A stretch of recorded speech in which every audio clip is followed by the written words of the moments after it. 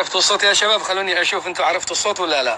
هذه هي الأخت الكريمة الجزائرية الحرة الأصيلة، الأخت الجوهرة اليوم جينا نشرب شاي، فكانت المصادفة جميلة جدا مع الأخ الحبيب عبد الواحد، ومع أصوات الحولي تحت. في حولي تحت هناك ممكن ينط من السطوح. أستاذة مرحبا. السلام عليكم. الله يحفظك. وين ما كنتوا كاع الناس اللي راهي معنا في اللايف، نسلم عليكم، نبلغ لكم سلام حار، ونقول لكم صحة عيدكم وين ما كنتوا. كل عام وانتم بخير. كل عام وانتم بخير، وراني فرحانة بزاف كي جبرت الأخ أسعد، والله نهار كبير هذا.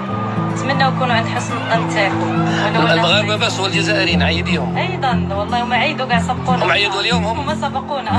اليوم عندهم عيد اليوم. بكرة عند الأخوة المغاربة. أيوة إن شاء الله. وأنت مع من عيدتي؟ مع المغرب أكيد، أنا في المغرب نعيد مع المغرب. الجوهرة. نعم. الفترة الأخيرة يعني كان لك ظهور ملفت، يعني ما شاء الله، وكأنه في جعبتك حاجات. باعتبارك أبوك جزائري وأمك مغربية. نعم. كانت أول مداخلة لك عن ما حكتها لك الوالدة. أيوة. عن المسيرة. الوالد والوالدة كانوا أحد الضحايا. أيوة. وكانت يوم العيد. أيوة. شوفي مثل هذا اليوم. والله يوم العيد قسما سبحان الله، يعني المصادفة يعني كانت عجيبة غريبة سبحان الله. هي حكتك عن أشياء كثيرة جدا. كثيرة. طيب ما رأيك يوم ترتبي لي لقاء مع الوالدة؟ أرتب لك لقاء مع الوالدة. مرحبا. والله بتقبل؟ والله على الراس والعين، أنا قلتها لها وفرحت. هي لما تكلمنا هي ما عانته منهم، يعني شيء كبير. هي تبلغ الرسالة أحسن مني فعلا. أنا غير نحكي، أنا غير بنتها ونحكي لكم مشاصرة، والله غير نتأثر ويغيبني الحال ويوجعني قلبي. بصح كي تحكي لكم يما كاع الإنسان اللي عاش الحدث ماشي كيما واحد يسمع عليه. ان شاء الله يجي يوم ونجيب لكم يما وتقعد هي وتحكي لكم مشاصره. وكاين من يما بزاف، ماشي غير وحده. يما تمثل عدد من المغاربه كبير بزاف اللي صرا له الشيء هذا، والجرائم اللي صرات في حق الانسانيه كبيره وبزاف. والمغرب بطيبه قلب الملك تاعه ما هدرش على الشيء هذا، والملف هذا تطوى وتطمس، ولو انه يستحق انه يتفتح ويتخاذ فيه بحث وتدخل فيه محكمه دوليه وحقوق الانسان، ويعرفوا الناس واش صار لهم في ذاك الوقت. باسكو الناس مشات لها الاملاك تاعها. يما انا وحده منهم. الذهب تاعها اللي كانت دايره تقلع منها، راهي الناس الكوكوط تاعها اللي كانت دايره فيها الماكله يوم العيد خلاتها فوق البوطه وجاو رفدوها هكذاك. ما عرفت وين، قسما بالله. الذهب اللي كان في العنق تاعها قلعوا لها الجنود اللي كانت تلبسه. ايوه لابسه كيما هذا دوكا دايره انا في يدي قبل ان ترحل يعني. ايوه قلعوا لها في الطريق، قلعوا لها كلش، مشات باللباس اللي لابسه صاي. يا ساتر يا رب. ايوه. في يعني هكا مسائل تحفظ عن الذكر تاعها، ما تقدروا من قسوتها. باسكو من قسوتها وحفاظا على كرامه تاع امي بالشخص الاول، يعني حفاظا عليها. ما قدش نقول صوالح، ولكن المغاربه راح يفهموني على ما نهضر، باسكو تبارك الله ذكيين. راني عارفه غادي يفهموني على ما نهضر. كاين صوالح ما نقدش نهضر فيهم هكا بلي ديتاي، بصح اللي نقدر نقول لكم حسبي الله ونعم الوكيل، وربي راه يخلص. ربي راه يخلص. انتم تذكروا هذه المآسي كلها كل يوم عيد؟ دائما قسما بالله. إذا قلت اخي اسعد يما مازالت تفكر ودموعها يهودوا. تقول لك علاه حقرونا كيما هذا. الوالده يعني كل عيد تتذكر هذا. وتقول لك ولو يعني الملك الله يرحمه الحسن الثاني ما خلناش خاطرنا في شي حاجه. جينا ووفرنا العمل بخدمنا وجبرنا ديارنا الحمد لله، والناس استقبلتنا. بصح علاه يديروا لنا هكذاك، وعلاه الملف هذا ما تهدرش فيه بزاف، وعلاه تبلع كيما هكا. راك فاهمني خويا؟ لا يعني الناس راحت منها الاملاك تاعها، ماشي معقول. الاملاك اعتقد ماشي معقول. لا ماشي معقول. مو عاد في امل يرجعوا الاملاك يعني ما في امل يرجعوا، يقلعوها من اصحابها. اخذوهن عنوة. اذا كانوا اخذوا الذهب من على النساء، والله العظيم اخذوا الذهب من عنق امي. سلسله تاع الذهب كانت دايرتها، نتقوها لها هكا وقلعوها لها. قالت لك انا بنتي وقلعوها لي، ما يقلعوليش الذهب. الحمد لله اللي ما قلعوليش روحي. الله. الحمد لله اللي ما قلعوليش روحي. هكا كانت تقول. طيب انت مثلا ليش ما انسوا هذيك المأساة؟ لاني مؤلمه. انسوها خلاص، انسوها. والله لا صعبه تنسى. ما تقدروا تنسوها. صعبه تنسى، صعبه. انا نحكيها للاطفال الصغار والكبار. انا حابه الجيل اللي يجي يحكيها للجيل اللي من بعد، فيعرفوا مع من حشرنا الله في الجوار. ما قالهاش الملك الحسن الثاني هكا كبر، والله قالها وعرف على قالها. أنت جزائرية؟ ايوه. يعني أنت حشركم الله في الجوار. المغاربة يقولون. ايوه بيعرفوا دوكا. يعني أنت لا تعتذري؟ راني نهضر بلسان جزائري ونهضر بلسان جزائرية والمعاناة والمأساة الجزائرية، بصح دوكا نحسب روحي مغربية باسكو كبرت في هذه البلاد. راني لا كل مخيرها وراني عايشة فيها. من عاشر قوما 40 يوما صار منهم. انا حاسبه روحي مغربيه، ما نكذبش عليك، والله غير حاسبه روحي مغربيه. أمك مغربية؟ مي ما ننكرش راني جزائريه وهكا، ولا فامي تاعي كامل تما ورزق بابا كامل تما، ما ننكرهاش ونقولها ونقول ما عنديش مشكل فيها، بصح راه واجعني قلبي من الظلم اللي صرا، وعندي كي شغل عتاب كبير على الشعب الجزائري اللي ما ساعدش المغاربه في ذاك الوقت. كما تقولوا احنا اصحاب قضيه وناس فينا انسانيه ونعاونوا الناس وهكا كما راكم دايرين مع جبهه البوليزاريو، بصح الشيء هذا ما شفناهش مع المغاربه. علاه؟ كاش واحد يجاوبني انا ويقنعني الشيء هذا لا ما درتوش مع المغاربه، طردوهم قدامكم وكانوا يحرضوا فيهم قدامكم، علاه ما دخلتوش؟ ما شفنا ولا واحد هضر، بالعكس حبوها فيهم. انا بابا كان يبكي على الناس الجيران هكا جوارينا والناس اللي كانوا حدانا ويقول لهم وقفوا معايا مرتي راهم يقلعوا هذه، باه كانوا يجاوبوا. كان يستنجد بهم؟ يستنجد ولا واحد كانوا يجاوبوا يقولوا له مروكيه صاي خليها تروح لبلادها، ومن بعد تدي بنيت بلادك. راك فاهم؟ مروكيه صاي خليها تروح. يعني ذنب الوالد انه تزوج مغربيه؟ ذنبه الوحيد انه تزوج امراه مغربيه على سنه الله ورسوله يا ناس.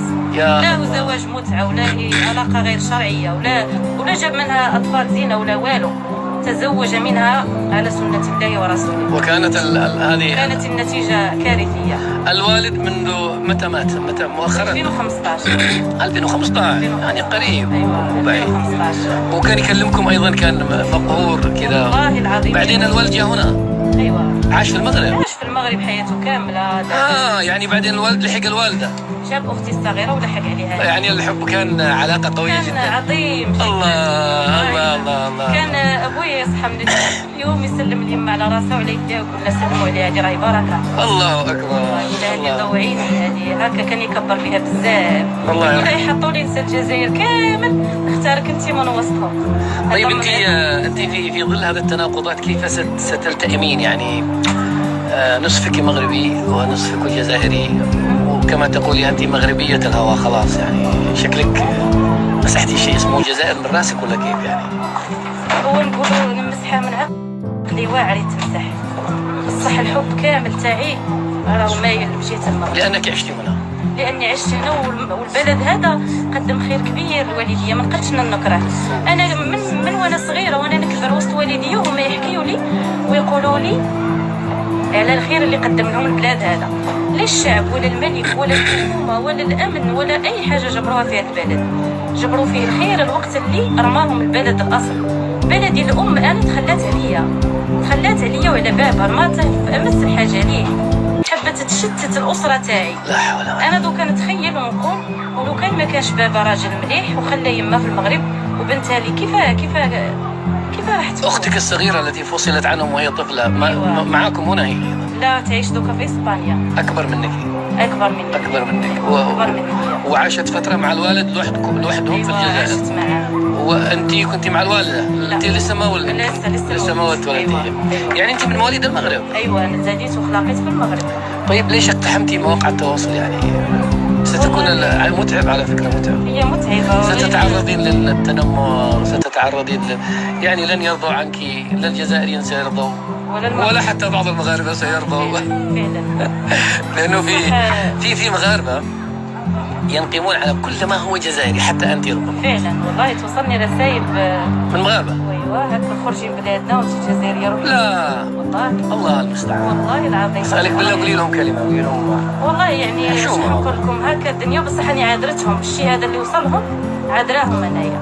انا نقول انا بلادي ما دارتش فيا الخير، راح ديروا في واحد مغربي نورمال كي يحقد وكي يرفد ضغينه كيما هذه وكي يجيو يهاجمني، والله نعذره ما عندي انا والله. تعذري المغربي الذي يهاجمك على اساس انك جزائريه؟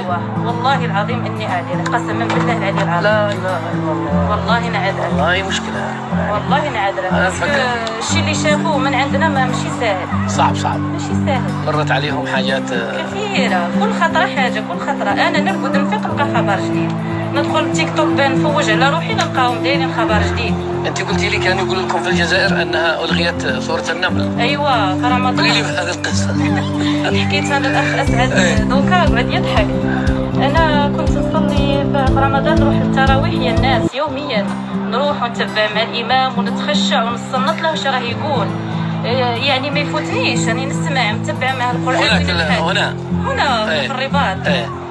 نصلي يوميا مع الامام حتى ختمنا القران ودرنا الدعاء وهكا. من بعد طلعت في لايفات تاع ولاد بلادي في الجزائر، طبعا نسمعهم يقول لك المغاربه اقتطعوا صوره النمل لانها فيها آية تقول ان الملوك اذا دخلوا قرية نفسها. يعني حتى الآية يأولوها. حتى الآية قال لك راه المغاربه قال لك الغوا صورة النمل. الغوا صورة. وانت جيتي هنا وسمعتي الامام يقراها. اعوذ بالله سمعتها قسما بالله سمعتها يا جماعه راني سمعتها.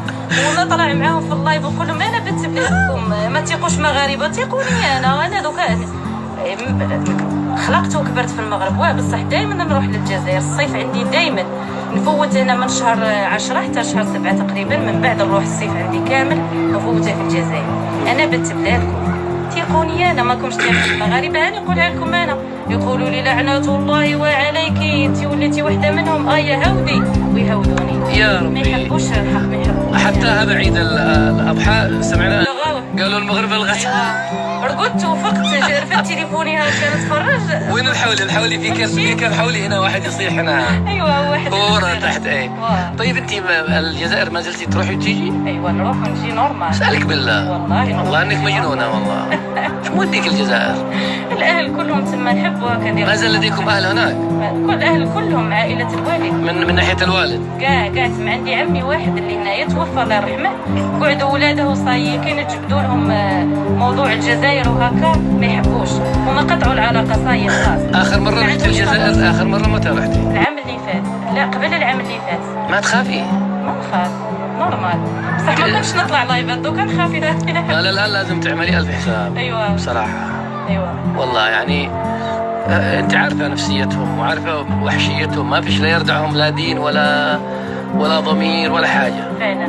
طيب مواقع التواصل انت بداتي فيه بدايه قويه ما شاء الله. ربي يحفظك. لانه طرحك كان كذا تلقائي وبتتكلمي بحرقه. انا حبيت اسمح لي اخي اسعد قاطعتك. حبيت نقول للمغاربه انا انسانه صاحبه رساله وصاحبه قضيه وعندي حاجه ندافع عليها. عندي قضيه راني ندافع عليها. الطلوع تاعي في تيك توك والهضره تاعي في اللايفات وكي نطلع ونهضر عندي قضيه راني ندافع عليها. ما عندي ولا هدف من وراء هذا الشيء. كي نشوف روحي تمسيت ولا توجعت في قلبي ولا ما قديتش نحي تيك توك وكأنكم لم تروني يوما. بصح عندي قضية وحبيت نوصل الرسالة تاعي. والمهم والأهم عندي من هذا الشيء كامل أن اللايفات والكلام تاعي يقعد مسجل باسكو كي يكبروا أجيال ويبحثوا في الأرشيف يعرفوا باللي كانوا ناس كانوا يهضروا في الحق. راح يجي يوم إن شاء الله وربي يخلص كل واحد على نيته. طيب لكن يعني طريقتي مواقع التواصل الاجتماعي شائكة. ايوه طبعا. هو باعتبارك سيدة يعني سينالك كثير. يمكن بعد هذه الحلقة مباشرة سيأتيك سب ولا انت عندك مهيئة نفسيا لتقبل كل هذه الامور. ولفت انا صاي ولفت. الله يكون في عونك صراحة. لانك ستقعين بين فكي كماشة. بعض الاخوة المغاربة الذين ناقمين على كل ما هو جزائري ومن الجزائريين التبونيين انفسهم يعني لن يرضوا عنك. يعني ممكن حتى يعتدوا عليك يعني. ايوه اعتداء. طيب ناوية تفتحي لايفات ولا تظلي كذا ضيفة في لايفات اخرى؟ انا نقول راح نبدي ان شاء الله نفتح لايفات نوصل الرسالة تاعي. حبوني المغاربة وبغاوني نقعد معاهم ونهضر مليح اذا كان مرحب بيا مليح. بان نكون ثقيلة على القلب ولا هكا ما يعجبهمش نحي تيك توك ما نزيدش نبان لهم خلاص. هكذا يعني انت المغاربة لهم خاطر عندك يعني بزاف. انا خاطر تاع المغاربه فوق راسي وعيني والخير تاعهم سبق فيا. الناس هادو اللي راهم معانا ولاد الجيل اللي دخل بابا للمغرب وجبره ويمثله ومثله يد المساعده. الناس هادو اللي هم فضل عليا انا ما ننساش. انا اللي الشيء اللي حكاه لي بابا خلاني ندير المغاربه تاج على راسي. والتاج هذا نحب نحافظ عليه ويكون دائما لامع ودائما زين ودائما في بلاصه زينه. يعني عندك أنت المغاربة إن وفقتي وأديت الرسالة كما ينبغي تستمري. ما لم وفقت لماذا لا توفقي؟ ما المشكلة يعني إرضاء الناس غاية لا تدرك في هي الأخير. فعلا غاية لا تدرك، ولكن نحب يكون عندي صوت مسموع ومحبوب. نحب نكون خفيفة على قلوب الناس، ما نحبش نكون ثقلة. إلا كان كما نقولوا كانوا يبغيوني 10 و5 لا مليحة، بصح لما كانوش يبغيوني 8 و2 ولا 3 يبغيوني نحب ننسحب خير. هكا نشوف أنا بصراحة أقول الله يكون في عونك. آمين. بصراحة لأنه بس أنت مشي نيشان أدي الرسالة الذي لديك، ومن رضي فله الرضا إن شاء الله. لأنه إرضاء الناس غير لا تدرك. فعلا ما لن يرضى عنك الجميع. فعلا. وما دام أنت مركزة على مسألة الجانب الإنساني في هذه المسيرة أيوة. والحقد والضغينة الذي في قلوب قومك أنت الجزائريين على هذا البلد الطيب المعطاء، وبالمقابل التسامح المغربي الذي يقابله بالتسامح. احنا هل مورس عليك أي يعني مثلا يوما ما هنا قيل لك مثلا أنت جزائرية أو غمز أو لمز أو شيء هنا في المغرب؟ قليل وين صرالي، ماشي بزاف قليل. هي صرات معايا بصح ماشي بزاف، قليل وين صرالي. نادر. إذا النادر لا حكم له. نادرة جدا. النادر لا حكم له. وهذوك نعذرهم كما قلت لك. الله يكون في العون. آمين يا رب. وربي يوفقك إن شاء الله. واستأذني لي من الوالدة، هي بترجع على الرباط بعد العيد. راح ترجع إن شاء الله. أسألك بالله شوفي إننا نسقي معها إن شاء الله، ونعمل معك أنت جزء ثاني وفي وجود الوالدة. إن شاء الله. اعملي حاوريها أنت ربما ما تفهم لهجتي. أيوة. كذا أنت انكشيها، خليها تخرج أيام المسيرة الكحلة هذه أيوة. كلها. تحكي لك كل شيء. وبنعملها في اليوتيوب. إن شاء الله. نعملها في اليوتيوب يعني أحسن إن شاء الله. على راسي وعيني. عموما تشرفنا بك أختي الكريمة، والله يكون في عونك، ربي يحفظك. ومسيرة موفقة إن شاء الله. إن شاء الله. دير النية بس، شوفي دير النية وسيري. فعلا. سيري إن شاء الله يا ربي يديك. في مواقع التواصل الاجتماعي الغث والسمين، ما يبقى إلا الصح. ما ما يصح إلا الصحيح. ما يصح إلا الصحيح. وأنت إن شاء الله يكون لك باع وأثر إن شاء إن الله. شاء الله نتمنى الخير. شكرا لك وبارك الله فيك، ونراك على خير إن شاء الله. شكرا. وعيد مبارك. سلمي لي على الوالدة مقدما. شكرا.